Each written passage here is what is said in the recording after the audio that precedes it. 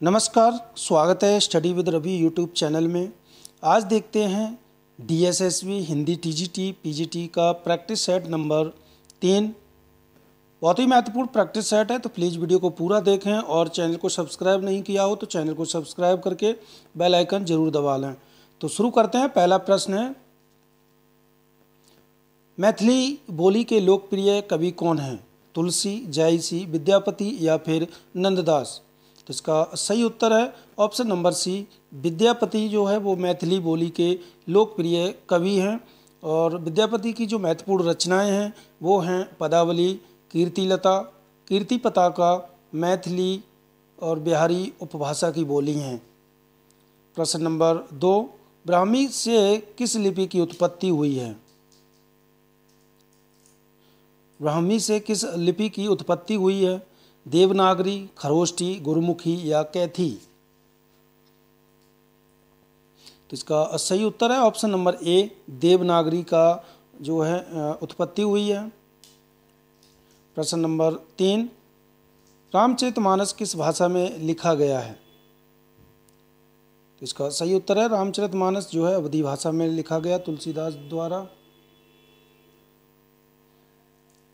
अगला प्रश्न है प्रश्न नंबर 4, खड़ी बोली का प्रयोग सबसे पहले किस पुस्तक में हुआ है? भक्ति सागर में, सुख सागर में, काव्य सागर में या प्रेम सागर में? तो खड़ी बोली का सबसे पहले जो प्रयोग हुआ है वो हुआ है option number D, Prem Sagar में। अगला प्रश्न नंबर 5, ब्रजभाषा किस अपभ्रंश से विकसित है? शौरसैनी, मागधी, अर्धमागधी या पैशाची? तो इसका सही उत्तर है ऑप्शन नंबर ए, शौरसैनी। ब्रजभाषा पश्चिमी हिंदी की बोली है और पश्चिमी हिंदी का विकास शौरसैनी विकास से हुआ है। शौरसैनी विकसित भाषाएं हैं पश्चिमी हिंदी, राजस्थानी, गुजराती और पहाड़ी। प्रश्न नंबर 6, संविधान के किस अनुच्छेद में कहा गया है कि संघ की राजभाषा हिंदी और लिपि देवनागरी होगी?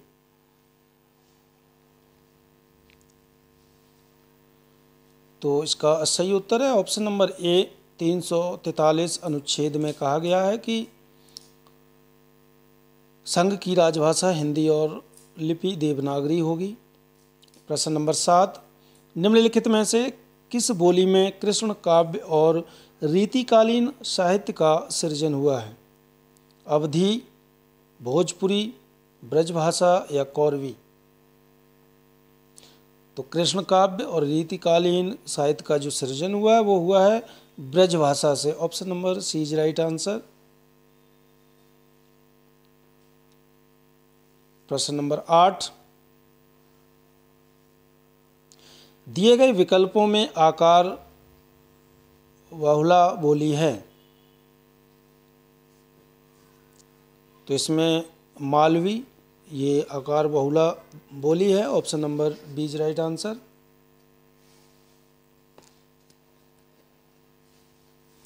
प्रश्न नंबर 9, शब्द का अर्थबोध करने वाली शक्ति है? शब्द शक्ति, रस, छंद या अलंकार? तो शब्द का अर्थबोध कराने वाली शक्ति है वो है शब्द शक्ति। Option number A is right answer. प्रश्न नंबर 10, शब्द शक्ति के मूलतः कितने भेद माने गए हैं? 1, 2, 3 या 5? तो इसका सही उत्तर है शब्द शक्ति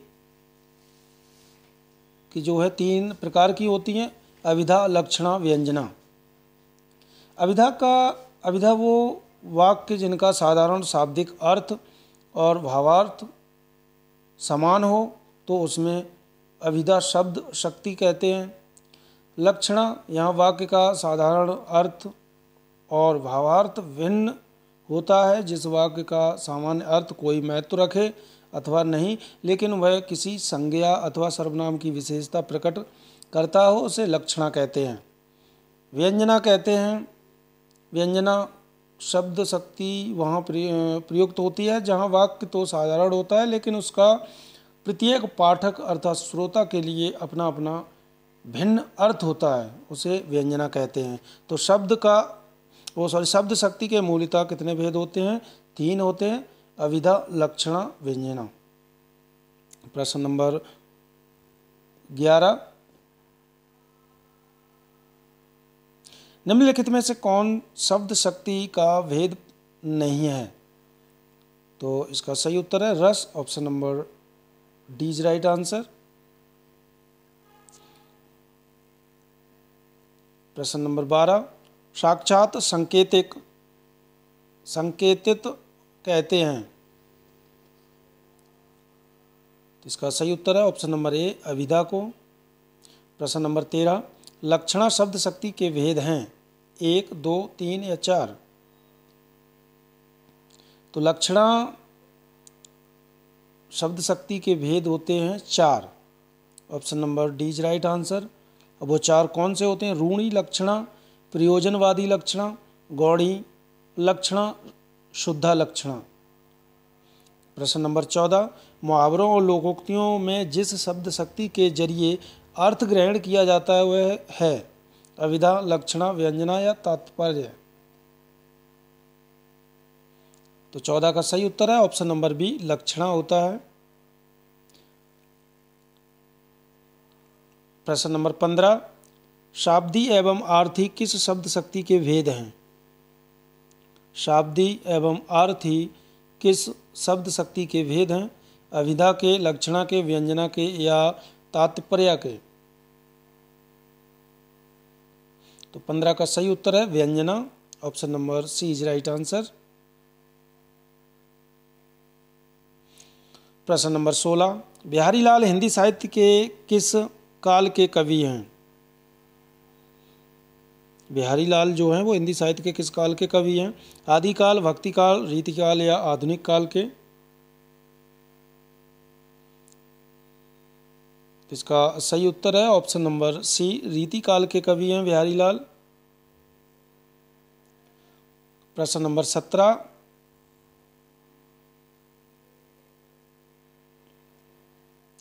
रामचंद्रिका किसकी रचना है? तुलसीदास की, केशवदास की या सूरदास की या फिर कबीरदास की?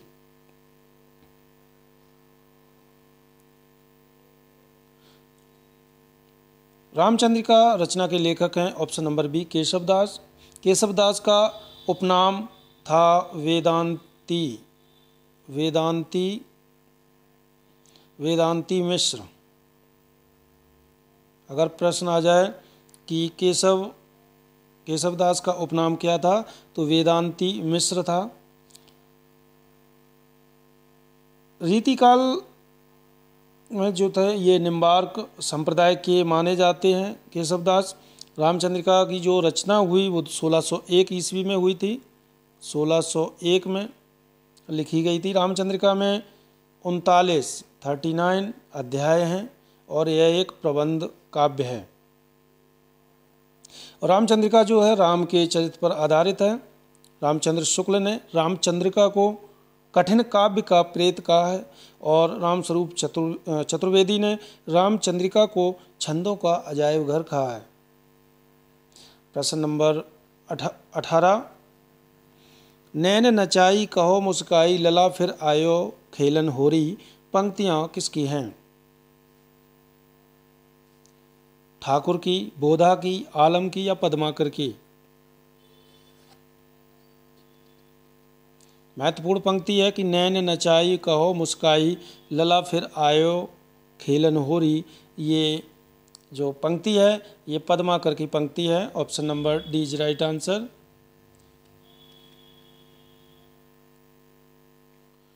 प्रश्न नंबर 19, निम्नलिखित में से कौन रीति सिद्ध कवि हैं? देव, बिहारी, मतीराम या पद्माकर?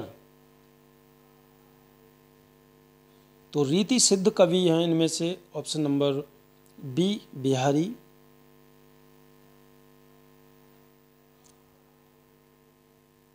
प्रश्न नंबर 20, रीतिकाल के कवि कौन से नहीं हैं? वृंद कवि, ग्वाल कवि, भिखारीदास, नामदेव। इसका जो है नामदेव, ये रीतिकाल के कवि नहीं है।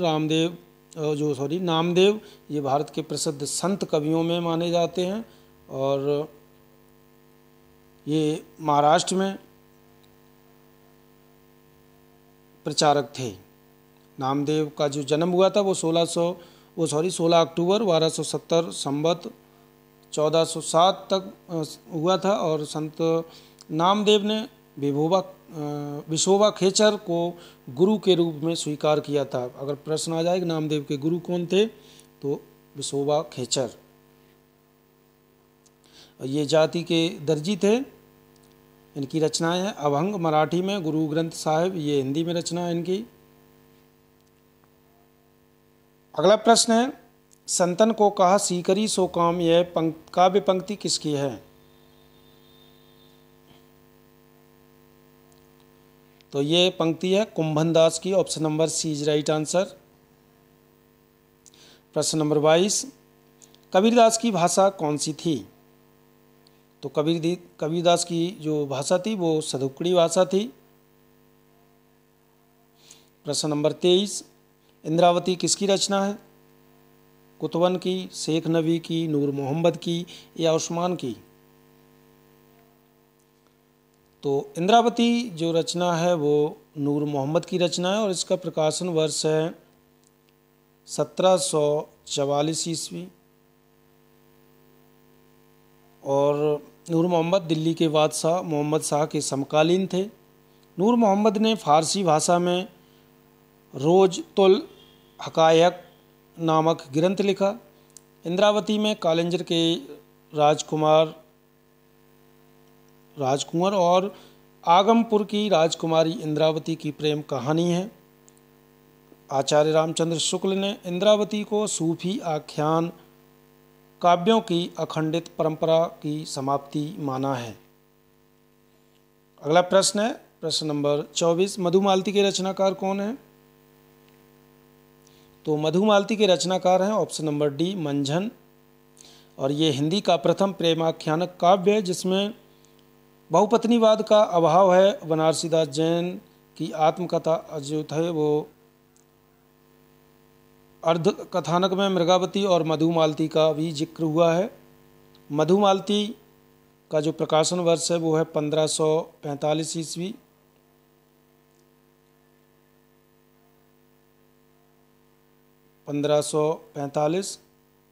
ईस्वी। इसकी जो भाषा है वो है अवधी। मधुमालती की अवधी भाषा है। इसमें जो छंद हैं वो हैं दोहा चौपाई।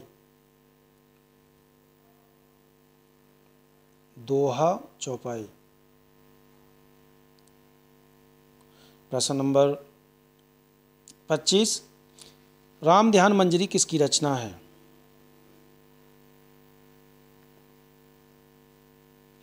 तो इसका सही उत्तर है ये अग्रदास की रचना है। Option number B is right answer. प्रश्न नंबर 26, सरापा का संबंध निम्नांकित में से किससे है? तो सरापा का जो संबंध है वो सिद्ध साहित्य से है। Option number C is right answer. सरापा का जन्म हुआ था 769 ईस्वी में। इनकी जो प्रसिद्ध रचना है वो है दोहा कोश।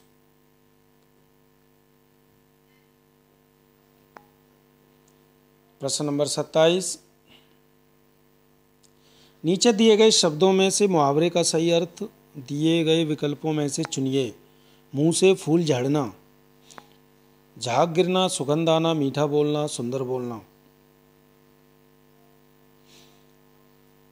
तो इसका सही उत्तर है मीठा बोलना। मुंह से फूल झड़ना, मीठा बोलना।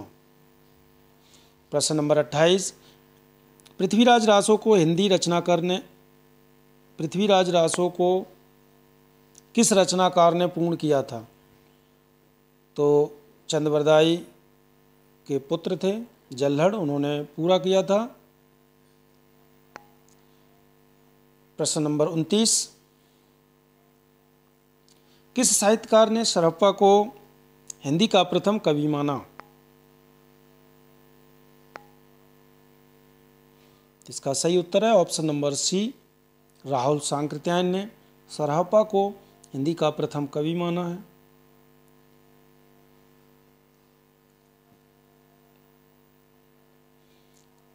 अगला प्रश्न है, पाहुड़ दोहा किसकी रचना है?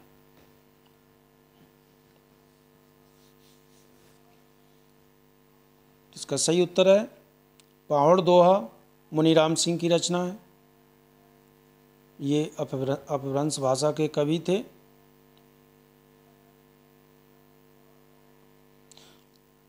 प्रश्न नंबर 31, फोर्ट विलियम कॉलेज के प्राध्यापक नहीं थे?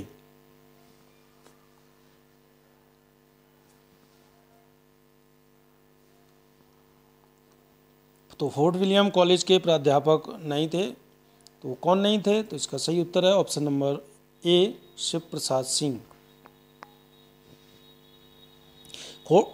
फोर्ट विलियम कॉलेज की स्थापना हुई थी 1800 ईस्वी में, और ये मार्क्वेस वेलेजली ने इसकी स्थापना की थी। गिलक्रिस्ट को हिंदुस्तानी विभाग का अध्यक्ष नियुक्त किया गया था, और सदल मिश्र लल्लूलाल ने फोर्ट विलियम कॉलेज में हिंदी गद्य को खड़ा करने में मदद की थी।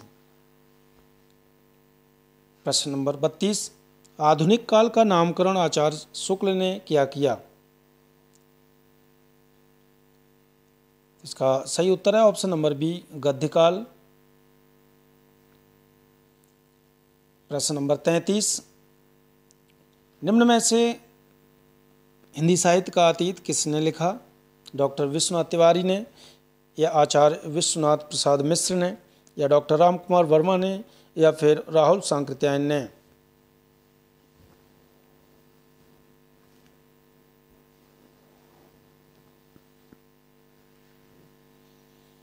तो इसका सही उत्तर है प्रश्न नंबर 33 का सही उत्तर option number B, Vishwanath Prasad Mishra ने हिंदी साहित्य का अतीत लिखा।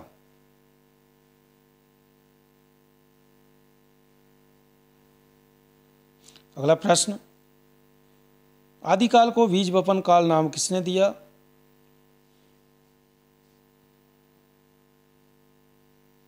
इसका सही उत्तर है ऑप्शन नंबर सी, महावीर प्रसाद द्विवेदी ने।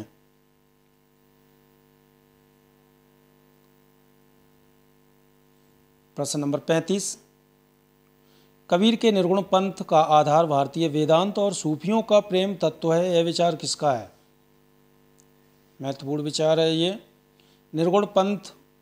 कबीर के निर्गुण पंथ का आधार भारतीय वेदांत और सूफियों का प्रेम तत्व है, यह किसका कथन है?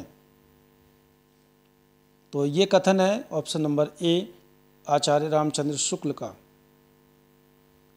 प्रश्न नंबर 36, केवल प्रेम लक्षणा भक्ति का आधार ग्रहण करने के कारण कृष्ण भक्ति शाखा में अश्लील विलासिता की प्रवृत्ति जागृत हुई, यह विचार किसका है? महत्वपूर्ण कथन है ये। केवल प्रेम लक्षणा भक्ति का आधार ग्रहण करने के कारण कृष्ण भक्ति शाखा में अश्लील विलासिता की प्रवृत्ति जागृत हुई, यह किसका है कथन? तो ये कथन है ऑप्शन नंबर सी, आचार्य रामचंद्र शुक्ल का।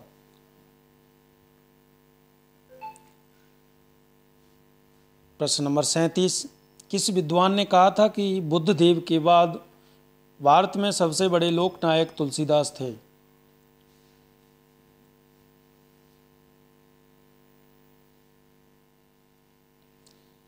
तो बुद्ध देव के बाद भारत में सबसे बड़े लोकनायक तुलसीदास थे, ये कहा है option number B, George Grierson ने।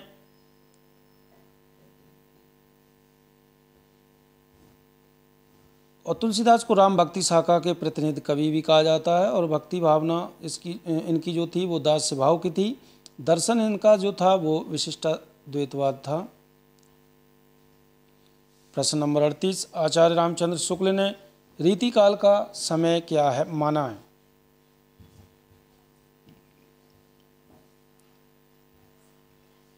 तो इसका सही उत्तर है ऑप्शन नंबर बी, 1700 संवत 1719 से। प्रश्न नंबर 39, हिंदी साहित्य के आरंभिक काल को आदिकाल किसने कहा? तो ये कहा है ऑप्शन नंबर सी, आचार्य हजारी प्रसाद द्विवेदी ने। प्रश्न नंबर 40, भक्ति धर्म का रसात्मक रूप है, किसकी पंक्ति है?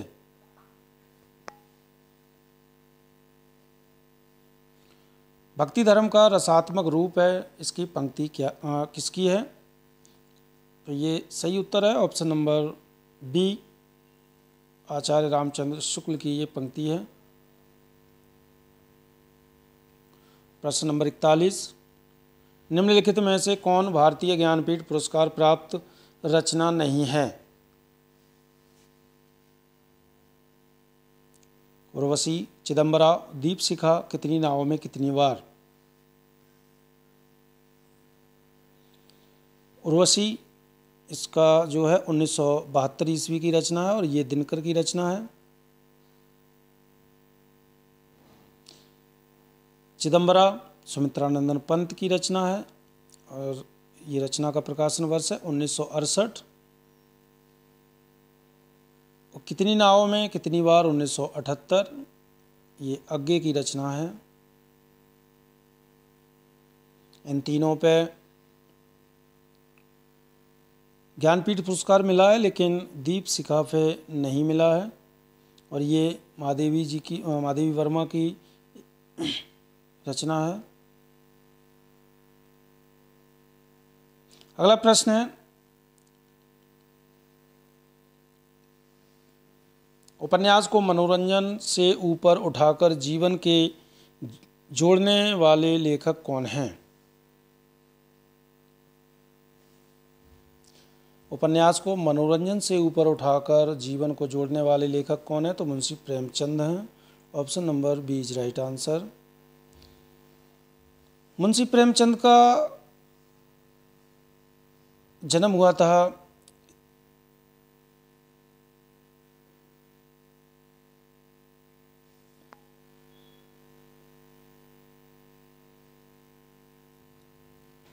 31 जुलाई 1880 में और उनका निधन हो गया था 8 अक्टूबर 1936 को। प्रश्न नंबर अगला है, अज्ञे को किस युग का प्रवर्तक कवि माना जाता है?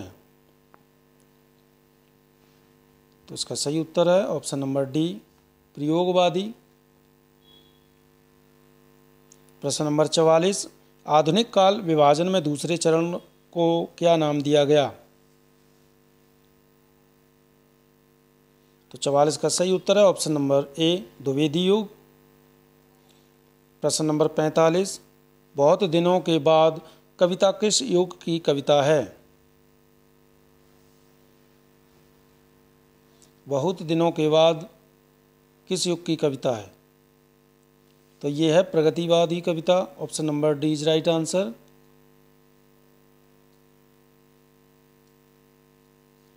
अगला प्रश्न है, प्रगतिवादी काव्य सृष्टि है?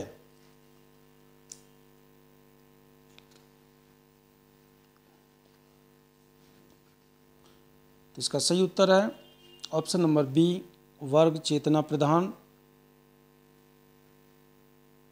प्रश्न नंबर 47, प्रिय प्रवास किस युग की रचना है?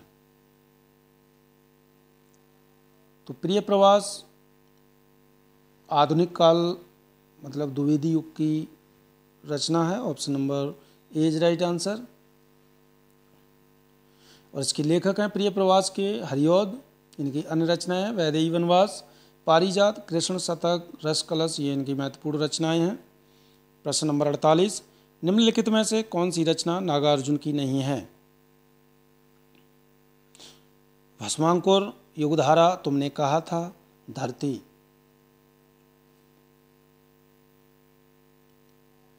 तो इसका सही उत्तर है ऑप्शन नंबर डी, धरती। ये नागार्जुन की रचना नहीं है, ये त्रिलोचन की रचना है। 1900 इसका जो धरती का प्रकाशन वर्ष है 1945 ईस्वी है। नागार्जुन को राजनैतिक कवि के रूप में जाना जाता है। उन्हें प्रगतिवाद का शलाका पुरुष भी कहा जाता है। वो जो नागार्जुन की अन्य रचनाएं हैं, महत्वपूर्ण रचनाएं, सतरंगे पंखों वाली, प्यासी पथराई आँखें, तुमने कहा था, हजार हजार बाहों वाली, ये महत्वपूर्ण रचनाएं हैं नागार्जुन की।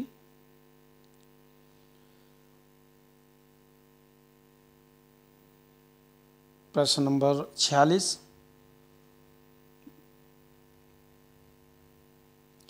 प्रश्न नंबर 49 है, दिव्या किसका उपन्यास है? विवेकी राय का, यशपाल का, चतुर्सेन शास्त्री का या लक्ष्मी नारायण लाल का? तो इसका सही उत्तर है दिव्या यशपाल का उपन्यास है।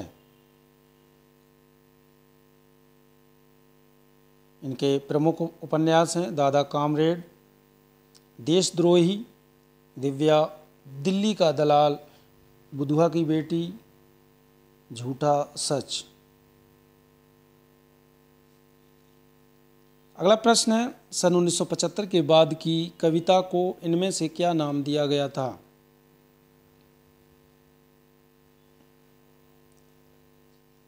इसका सही उत्तर है 1975 के बाद जो है समकालीन कविता का नाम दिया गया था।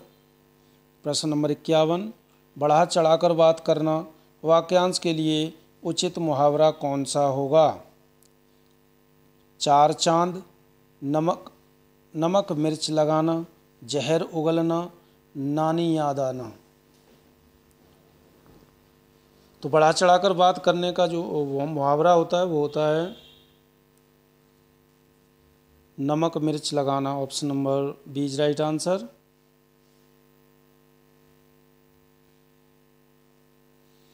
प्रश्न नंबर 52, जो व्याकरण जानता है वाक्यांश के लिए एक शब्द क्या होगा? इसका सही उत्तर है ऑप्शन नंबर बी व्याकरण।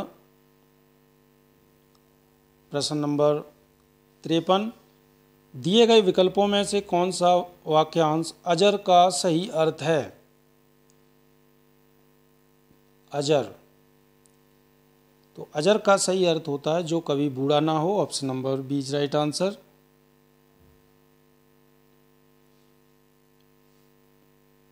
प्रश्न नंबर 54, कौन सा शब्द युग्म श्रुति सम भिन्नार्थक शब्द है? नियत, नियति, अन्य, दूसरा, अंश, हिस्सा, चीर, वस्त्र। तो भिन्नार्थक शब्द जो है वो ऑप्शन नंबर ए नियत और नियति।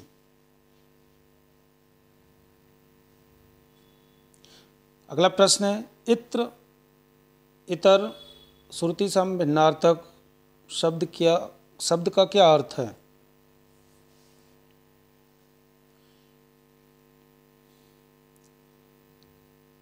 तो इसका सही उत्तर है प्रश्न नंबर 55 का बी इत्र। एक इत्र होता है जिसे कहते हैं सुगंध, जो इत्र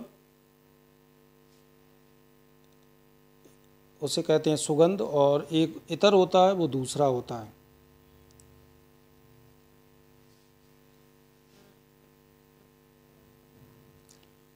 अब ये एक गद्यांश है,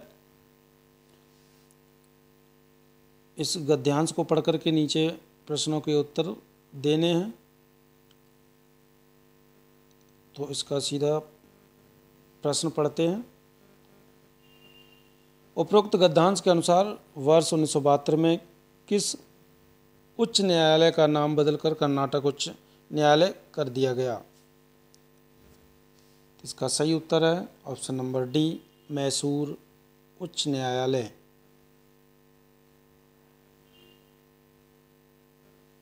प्रश्न नंबर अगला 57, उपरोक्त गद्यांश के अनुसार देश में कितने उच्च न्यायालयों के कार्य क्षेत्र एक राज्य से ज़्यादा हैं? तो 3, option number C is right answer. प्रश्न नंबर 58, उपरोक्त गद्यांश के अनुसार राज्य के न्यायिक प्रशासन का प्रमुख कौन होता है?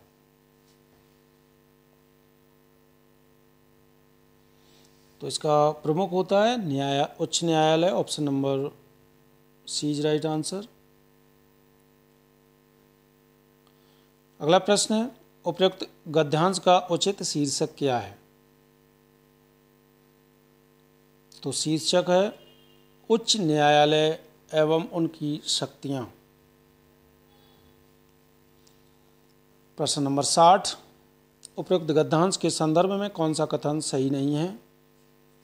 तो उच्च न्यायालयों में न्यायाधीशों और अतिरिक्त न्यायाधीशों की स्वीकृत संख्या 768 है, ये गलत है। प्रश्न नंबर 61, खड़ी बोली में प्रथम महाकाव्य प्रिय प्रवास के रचयिता कौन हैं?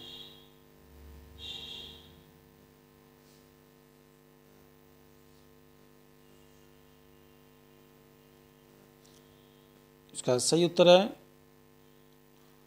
अयोध्या सिंह उपाध्याय हरिओद। प्रश्न नंबर 62, अज्ञे की रचना है? कुरुक्षेत्र, हुंकार, पवनदूत, हरी घास पर क्षणभर।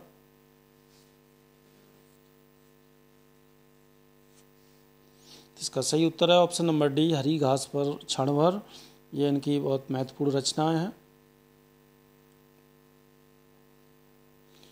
राग बादल राग के रचयिता कौन है? प्रश्न नंबर 63, बादल राग के रचयिता कौन है? प्रसाद, सुमित्रानंद पंत, निराला या महादेवी वर्मा?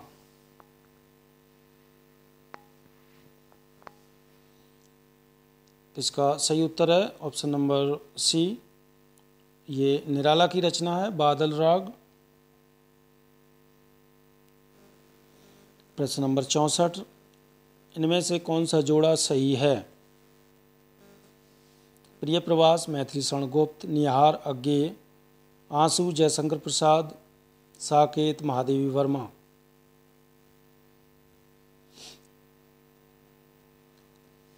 तो इनमें से जो सही जोड़ा है वो है ऑप्शन नंबर सी, आंसू जयशंकर प्रसाद की रचना है। प्रश्न नंबर 65, निम्नलिखित काव्य पंक्तियाँ किस कृति की हैं? रह चिर दिन तू हरी भरी, बड़ सुख से बड़ सृष्टि सुंदर। ये महत्वपूर्ण पंक्तियाँ बताना है किस कृति की हैं। साकेत की हैं, यशोधरा की हैं, पंचवटी की हैं या युगधारा की हैं?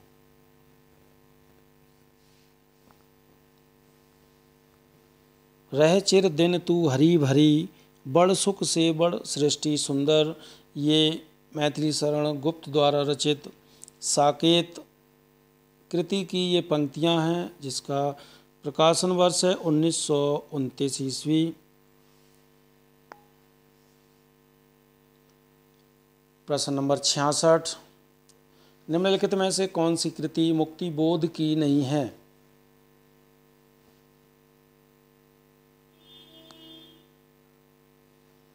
चांद का मुंह टेढ़ा है, शुद्ध कविता की खोज, काठ का सपना, कामायनी एक पुनर्विचार?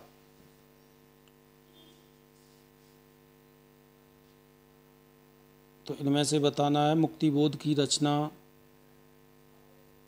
कौन सी नहीं है।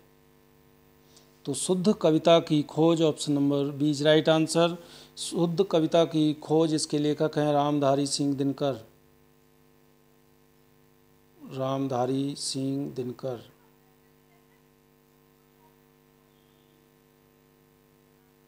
अगला प्रश्न, राम तुम मानव हो, ईश्वर नहीं हो क्या? विश्व में रमे हुए नहीं, सभी कहीं हो क्या? तब मैं निरीश्वर हूँ, ईश्वर क्षमा करें। तुम ना रमो तो मन तुम में रमा करे। आधुनिक दृष्टिकोण से प्रेरित मैथिली शरण गुप्त ने राम के विषय में यह काव्योक्ति किस काव्य ग्रंथ में लिखी है? तो 67 का सही उत्तर है ऑप्शन नंबर बी, ये साकेत में ये पंक्तियां लिखी हैं।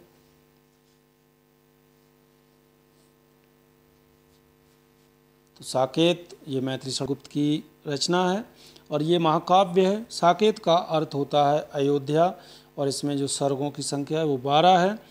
और साकेत को जनवादी का काव्य कहा है डॉक्टर नगेंद्र ने। अगर प्रश्न आ जाए कि साकेत को जनवादी काव्य किसने कहा, तो सही उत्तर हो जाएगा डॉक्टर नगेंद्र ने। प्रश्न नंबर 68, निम्नलिखित में से माखनलाल चतुर्वेदी की रचनाएं हैं। स्वर्णधूलि, हिमक्रीटनी, विष्णुप्रिया, हिमतरंगिणी। तो इसका सही उत्तर हो जाएगा ऑप्शन नंबर सी, बी और डी। हिमक्रीटनी और हिमतरंगिणी ये रचनाएं हैं माखनलाल चतुर्वेदी की।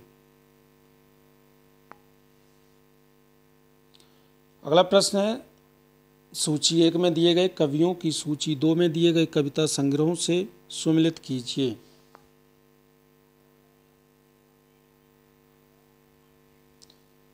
रघुवीर साय, काठ की घंटियाँ, केदारनाथ सिंह, आत्महत्या के विरुद्ध, कुंवर नारायण, आत्मजयी, सर्वेश्वर दयाल सक्सेना, जमीन पक रही है।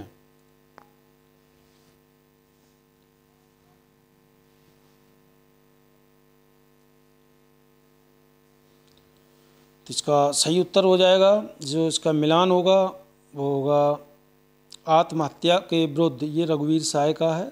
तो ए का 2, केदारनाथ सिंह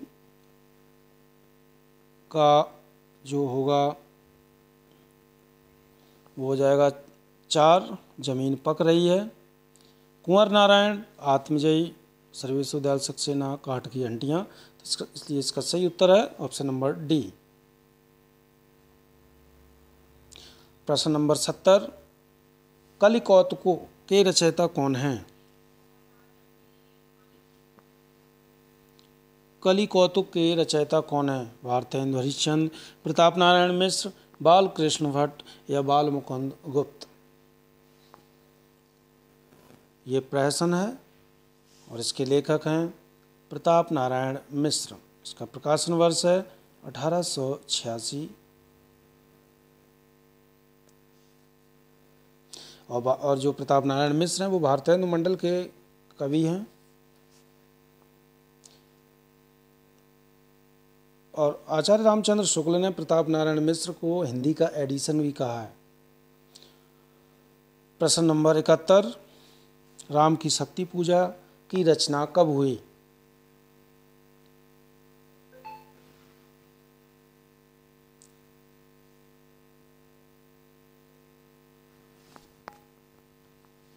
तो इसका सही उत्तर है ऑप्शन नंबर सी, 1936 ईस्वी में हुई है। इसके लेखक हैं सूर्यकांत त्रिपाठी निराला। साय में धूप गजल संग्रह किस रचनाकार का है? साय में धूप ये काव्य कृति है और ये दुष्यंत कुमार की है। Option number B is right answer. इसका रचना काल है 1975 ईस्वी।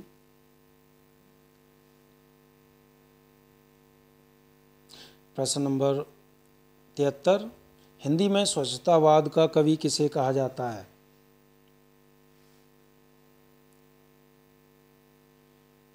तो हिंदी में स्वच्छंदतावाद का कवि कहा जाता है ऑप्शन नंबर सी, श्रीधर पाठक को। प्रश्न नंबर 74, अधिकार खोलकर बैठना यह महादुष्कर्म है, इस पंक्ति के रचयिता कौन है?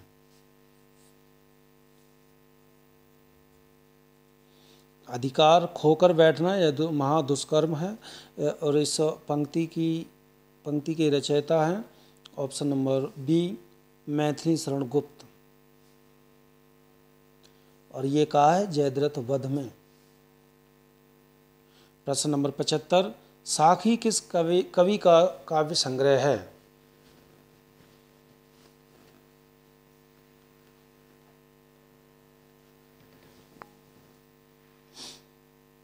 तो इसका सही उत्तर है ऑप्शन नंबर डी, विजय देव नारायण शाही। इसका रचना काल है साखी का 1982 ईस्वी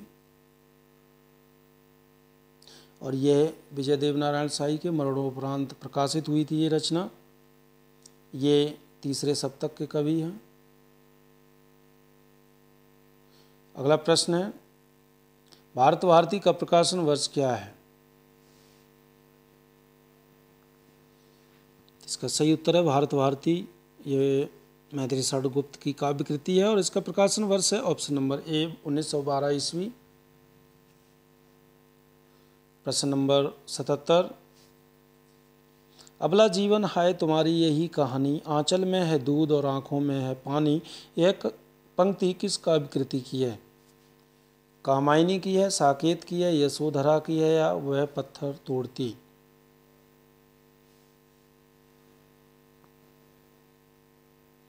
तो इसका सही उत्तर है ऑप्शन नंबर सी, यशोधरा की ये है। और इस यशोधरा का जो प्रकाशन वर्ष है वो है 1933 ईस्वी। इस महाकाव्य में गौतम बुद्ध के गृह त्याग की कहानी को केंद्र में रखकर महाकाव्य लिखा गया है मैथिली शरण गुप्त द्वारा। प्रश्न नंबर 78 है, युगांत के रचयिता कौन है?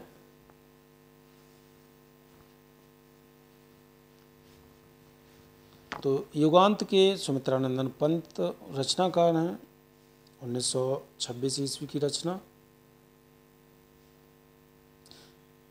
महादेवी वर्मा का प्रथम काव्य संकलन कौन सा है?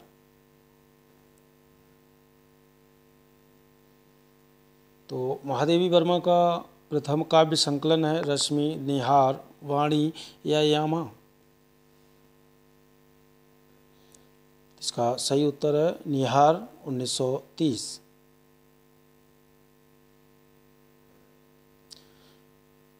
अस्सी से 84 तक काव्यांश को पढ़कर उत्तर देने हैं।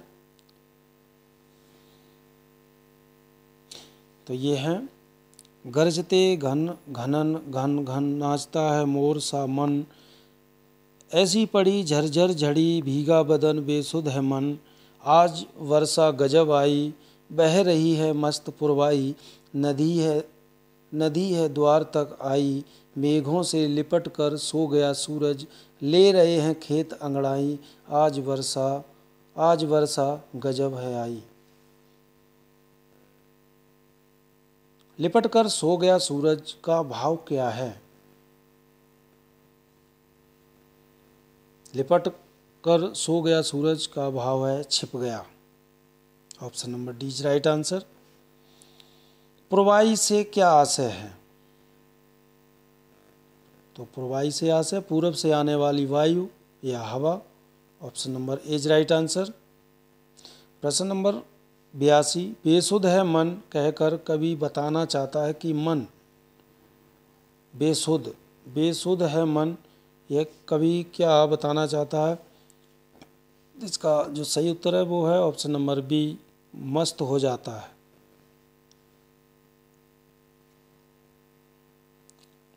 प्रश्न नंबर 83,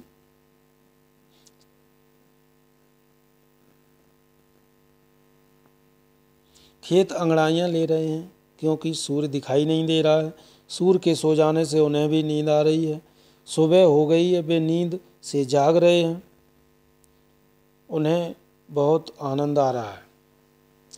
तो खेत अंगड़ाइयाँ ले रहे हैं, इसका अर्थ है ऑप्शन नंबर बी, सूर्य के सो जाने से उन्हें भी नींद आ रही है। प्रश्न नंबर 84, मन की उपमा किस से दी गई है? बादलों से, वर्षा से, मोर से या सावन से?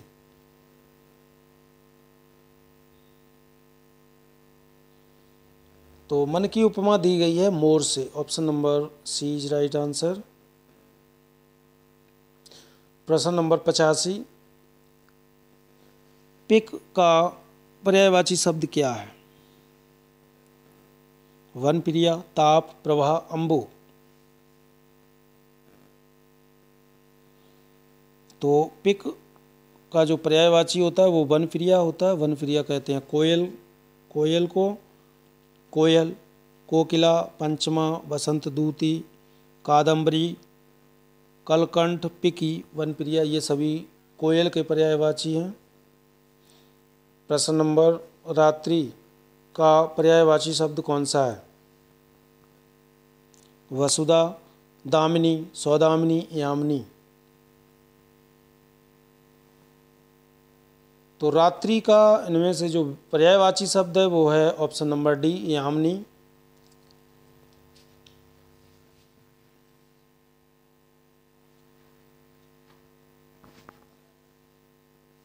अगला प्रश्न,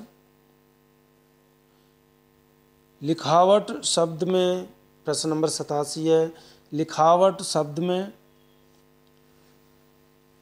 किस प्रकार का प्रत्यय है, कौन सा प्रत्यय लगा हुआ है? तो लिख आवट, तो इसमें लगा है आवट। प्रश्न नंबर 88, पीताम्बरा शब्द में निम्न में से कौन सा समास है? पीताम्बर, पीताम्बर में कौन सा समास है? तो इसमें पीले हैं अंबर जिसके, तो इसका सही उत्तर है बहुब्री समास। प्रश्न नंबर 89, संविधान में राजभाषा का प्रावधान है? तो ये 243 अनुच्छेद में है। प्रश्न नंबर 90, राष्ट्रभाषा होती है, राष्ट्रभाषा होती है, तो ये होती है राष्ट्र के लोगों की संपर्क भाषा। प्रश्न नंबर 91, भारतीय संविधान में अनुच्छेद हिंदी को राजभाषा के रूप में कब मान्यता प्राप्त हुई? तो भारतीय संविधान में हिंदी को राजभाषा के रूप में प्राप्ति हुई है 14 सितंबर 1949 ईस्वी में। प्रश्न नंबर 92, संविधान के किस अनुच्छेद के अनुसार संघ की राजभाषा हिंदी और लिपि देवनागरी है? तो इसका सही उत्तर है ऑप्शन नंबर डी 343। प्रश्न नंबर 93, अनुवाद करने वाले के लिए उचित वाक्यांश का चयन कीजिए।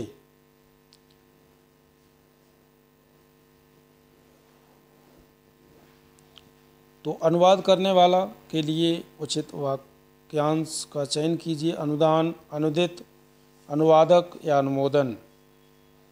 तो 93 का सही उत्तर है ऑप्शन नंबर सी अनुवादक। प्रश्न नंबर 94, शुद्ध वाक्य का चयन कीजिए।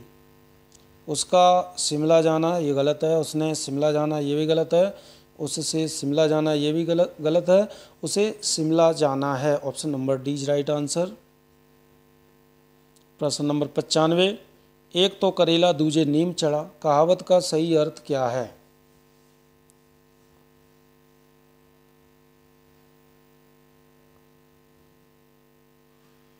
तो इसका सही उत्तर है ऑप्शन नंबर ए। अवगुणी में और अवगुणों का आ जाना यही होता है, एक तो करेला दूसरे नीम चढ़ा। प्रश्न नंबर 96, खिसियानी बिल्ली खंबा नोचे लोकोक्ति का क्या अर्थ है? जैसा काम वैसा परिणाम, असंगत गठबंधन, असफलता पर क्षोभ प्रदर्शन, अधिक परिश्रम पर परिणाम कम। तो 96 का सही उत्तर है खिसियानी बिल्ली खंबा नोचे का मतलब असफलता पर क्षोभ प्रदर्शन। Option number C is right answer. प्रश्न नंबर 97, निम्नलिखित पंक्तियों में कौन सा अलंकार है? पापी मनुज भी आज मुख से राम नाम निकालते हैं। पापी मनुज भी आज मुख से राम राम निकालते हैं, तो इसमें बताना कौन सा अलंकार है? विरोधाभास अलंकार, उपमा अलंकार, अनुप्रास अलंकार या फिर अतिशयोक्ति अलंकार।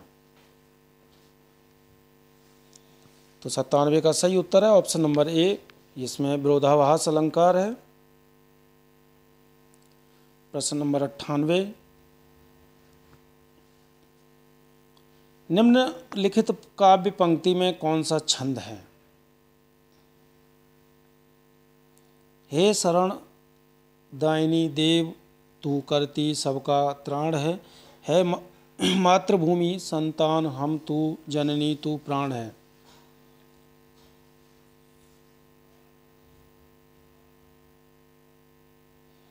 तो इसमें छंद बताना है, तो इसमें है उल्लालक छंद।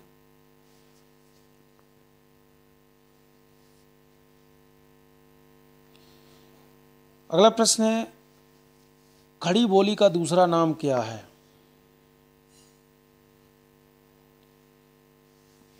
तो खड़ी बोली का दूसरा नाम है कौरवी बोली। प्रश्न नंबर 100, देवनागरी लिपि का विकास किस लिपि से हुआ था?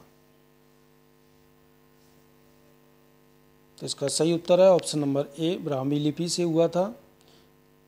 तो ये थे महत्वपूर्ण 100 प्रश्न प्रैक्टिस सेट 3 हिंदी टीजीटी का, डीएसएसबी हिंदी टीजीटी का। वीडियो पसंद आए तो लाइक, चैनल को सब्सक्राइब जरूर करें। धन्यवाद।